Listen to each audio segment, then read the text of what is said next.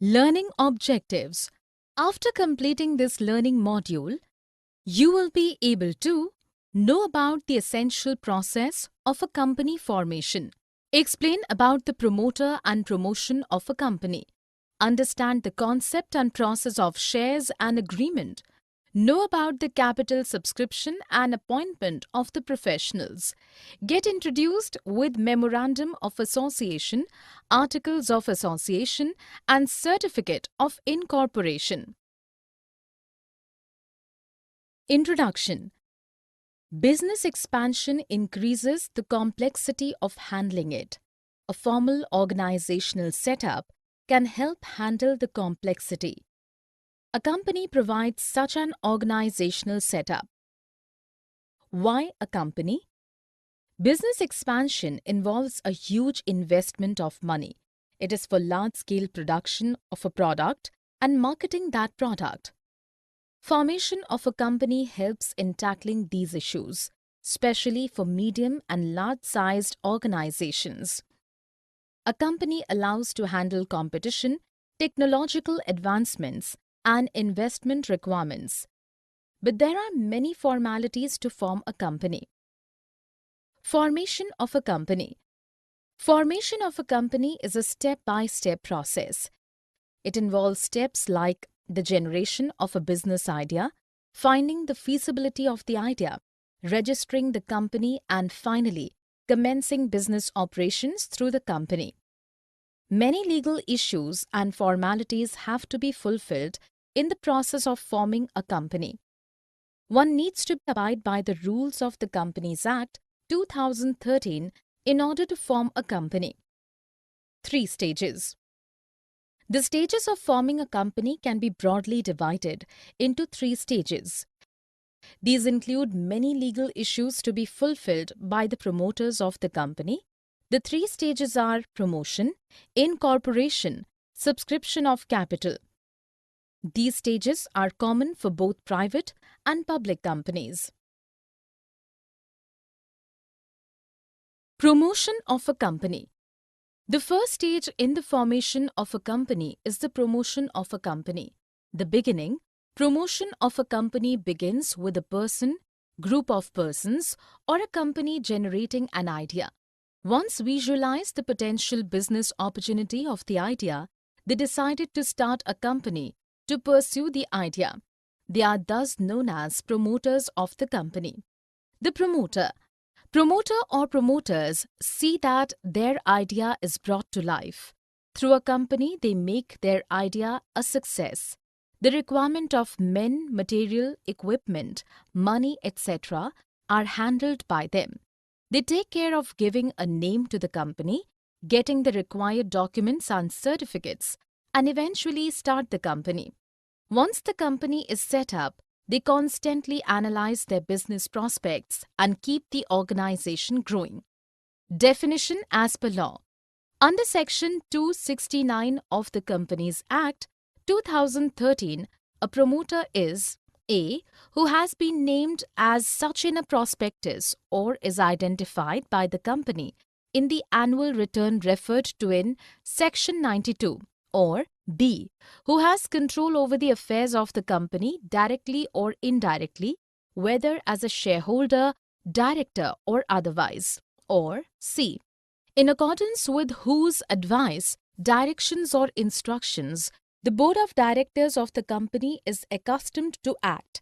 However, it is provided that nothing in this sub-clause shall apply to a person who is acting merely in professional capacity. Functions of a promoter.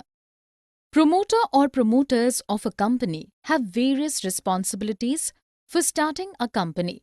The following are their functions. Identification of business opportunity. The first function of a promoter is identifying business opportunity related to a service or a product that is investment potential. Then the opportunity is analyzed for its economic feasibility. Feasibility studies. To check whether the business opportunity can be profitable, promoters conduct various feasibility studies by experts. They are A. Technical feasibility. It checks whether the idea is technically feasible or not. It looks for technology or raw material availability. Financial feasibility. This enables the promoters to know the exact fund requirement for their project, based on which they decide to move further with their business idea. Economic feasibility. Though technically and financially viable, at times the idea may not result in profits. This study identifies that a path for promoters. The result of these studies must be positive for the promoters to begin their business. Name approval. A name is to be given to the company. 3 names have to be given to Registrar of Companies of the state where the company will be located. The name will be approved only if any other company is not using it. Fixing up signatories to Memorandum of Association. Promoters need to decide who will sign the Memorandum of Association.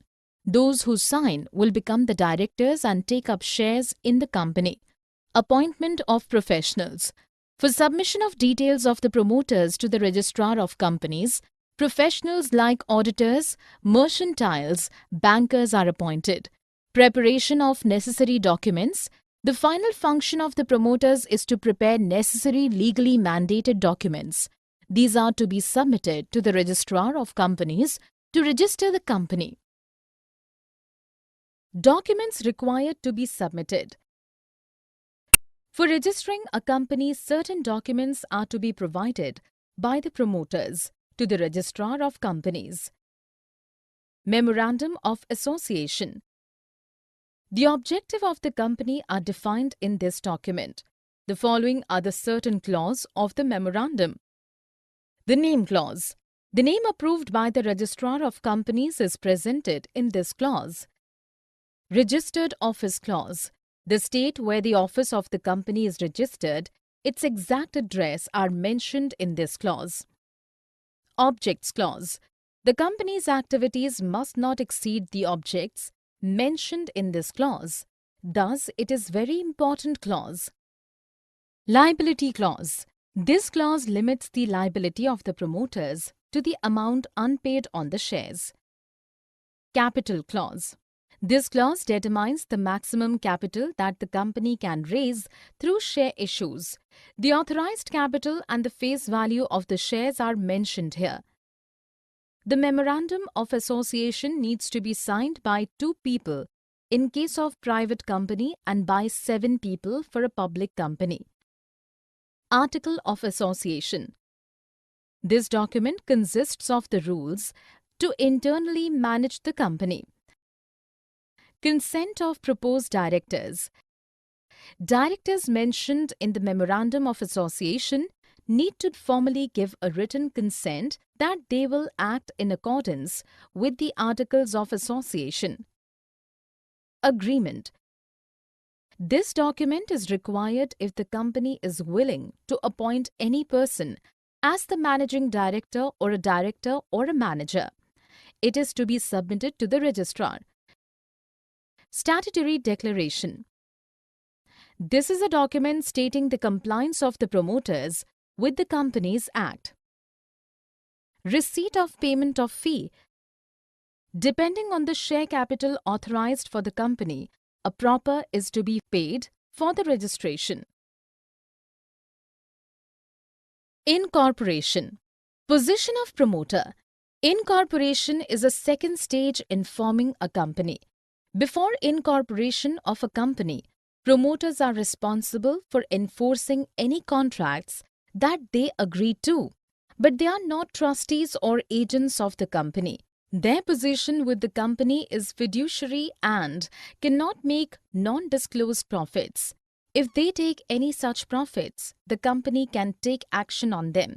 The promoters cannot claim the expenses incurred in promoting the company. However, the company can pay them afterward for their efforts. Also, they are eligible for shares and debentures of the company. Incorporation.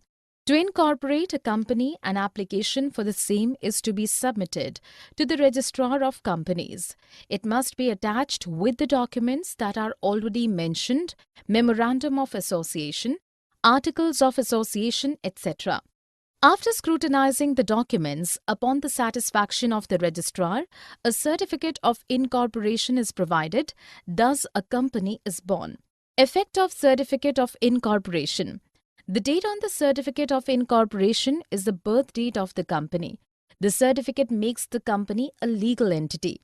The registrar issues the certificate after thorough scrutiny. With the issuance of the certificate, the company can now start its business with immediate effect. It can raise funds for the business activities, employ people, and start operations. Through the certificate, the company can enter into valid contracts, giving it a legal existence. Capital subscription. For raising capital from the public, there are certain formalities to be fulfilled by the company. The following will explain the same. SEBI approval. The Securities and Exchange Board of India, SEBI, is the highest regulatory authority of India. It lays down guidelines for information disclosure to protect the investors. A public company that wishes to raise funds from the public must follow these guidelines. Filing of prospectus. A company that wishes to raise funds from the public by selling shares and debentures need to file a prospectus with the registrar of company. It is a document which is either an advertisement or an invitation to the share buyers. The information provided in this document is what attracts the investors to the company. Appointment of bankers, brokers, and underwriters. Raising funds from the public needs special expertise. Bankers of the company receive the money raised. Brokers sell the shares to the public. If the company feels that public interest is not high, it hires underwriters to buy the shares that are not purchased by the public. Minimum subscription. It is the minimum number of shares subscribed to the total shares issued. If the overall subscription is below this, money has to be returned to the subscribers. As per SEBI, for a share issue, the minimum subscription is 90% of the share size. Application to stock exchange.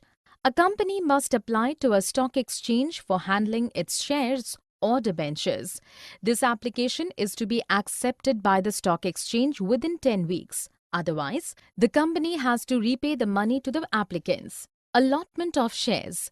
Money received through applications is to be placed in a bank account until the shares are allotted. Successful applicants will receive allotment letters signed by the director or company secretary. In case of discrepancies like fewer shares allotted to the applicant or no shares available for the applicant, money shall be returned to them. Summary. Look at what we have learned in this module. To tackle the complexity of a growing business, a proper organization is required. Forming a company fulfills that need. Forming a company entails 3 stages. 1. Promotion of a company. 2. Incorporation of a company. And 3.